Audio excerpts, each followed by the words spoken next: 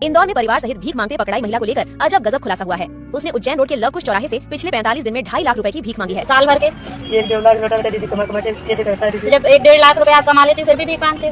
क्या करे दीदी, तेरे के लिए तो करना पड़ता है दीदी। गुरुवार को जब प्रशासन की टीम ने पकड़कर पूछताछ की तो वह उनसे ही भिड़ने लगी। कहा, मैंने कोई चोरी नहीं की है, भीख ही तो मांगती हूँ। महिला के साथ उसकी 8 साल की बच्ची को रेस्क्यू किया गया। बच्ची को बाल संप्रेषण गृह भेजा है। उसे CWC के सामने पेश किया जाएगा। महिला के खिलाफ कार्रवाई होगी।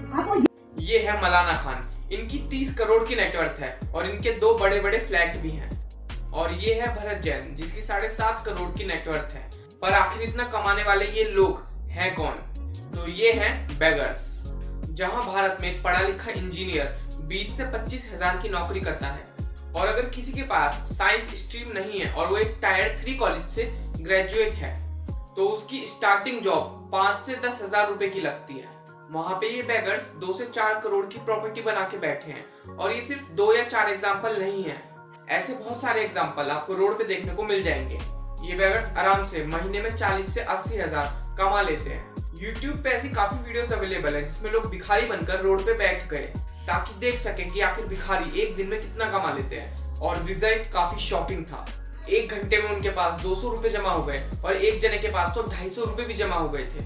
मतलब अगर ये लोग दिन के 4 घंटे भी काम करें तब भी महीने के आखिर में ये लोग 30 हजार तो कमा ही रहे हैं।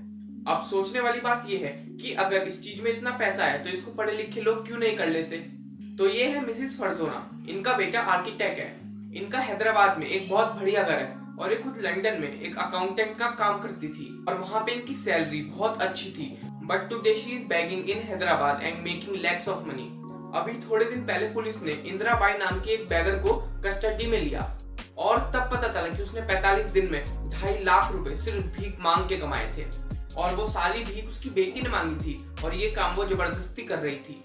इंदिरा बाई के पास इंदौर में काफी बड़ी जमीन है और उसके पास वो सारा सामान है जो एक एवरेज जॉब करने वाला शायद ना खरीद पाता हो। और सबसे बड़ी बात, भीख के पैसे में तो उसे टैक्स भी नहीं देना पड़ता था।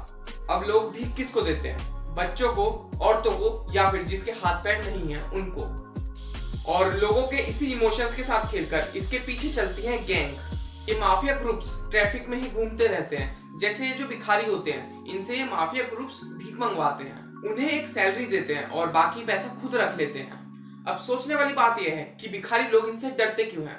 तो वो लोग अपना इन पे डर बनाए रखते हैं।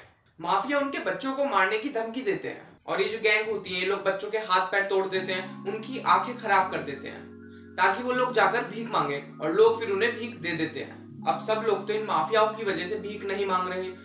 भारत में काफी भिखारी हैं। कुछ लोग भीख में अच्छा पैसा कमा रहे हैं और कुछ लोग डर की वजह से भीख मांग रहे हैं। बट बहुत सारे लोग ऐसे भी हैं जो मजबूर हैं और उनकी वो मजबूरी है अनएम्प्लॉयमेंट। और लोग अनएम्प्लॉयमेंट की वजह से भीख भी मांगते हैं। जैसे बहुत सारे लोग गांव से शहर में आते हैं ताकि उन्हें एक अच्छी जॉब मिल सके। मतलब उनके पास डिग्री भी होती है लेकिन जॉब ना मिलने की वजह से वो लोग सब्जी भी बेचते हैं। उन्हें गार्ड की नौकरी करनी पड़ती है और उन्हें मजदूरी भी करनी पड़ती है। और उन लोगों के पास इतने भी पैसे नहीं होते कि वो लोग एक घर का रेंट दे पाए, इसलिए वो लोग रोड पे ही रहते हैं। साथ में कुछ लोग ऐसे भी हैं जो काम तो कर रहे हैं लेकिन उनके पास इतना पैसा नहीं है, इसलिए वो लोग थोड़ी भीख भी मांगते हैं ताकि वो लोग अपने गांव में पैसा भेज सकें। अब इसमें सरकार, पुलिस और आम जनता तीनों की गलती है। सरकार इनको कुछ ढंग का काम नहीं दे पा रही। अनएम्प्लॉयमेंट रेट बहुत ही ज्यादा है। वैसे जब भारत में इतना डेवलपमेंट हो रहा है तो लोगों के पास फिर भी जॉब क्यों नहीं है? अगर इस पे आपको एक वीडियो चाहिए तो कमेंट जरूर कर देना।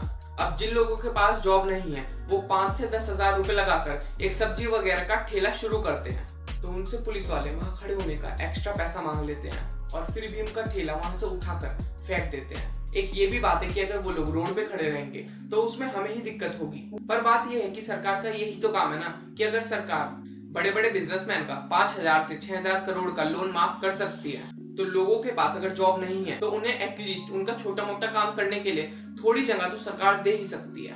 हालांकि राजस्थान सरकार ने कुछ भिखारियों को बेसिक नेसेसिटी देनी शुरू करी थी, रहना, खाना और उनको इलेक्ट्रिशियन, प्लम्बर ये सब बनने की ट्रेनिंग देना ताकि वो लोग खुद के लिए काम कर पाए।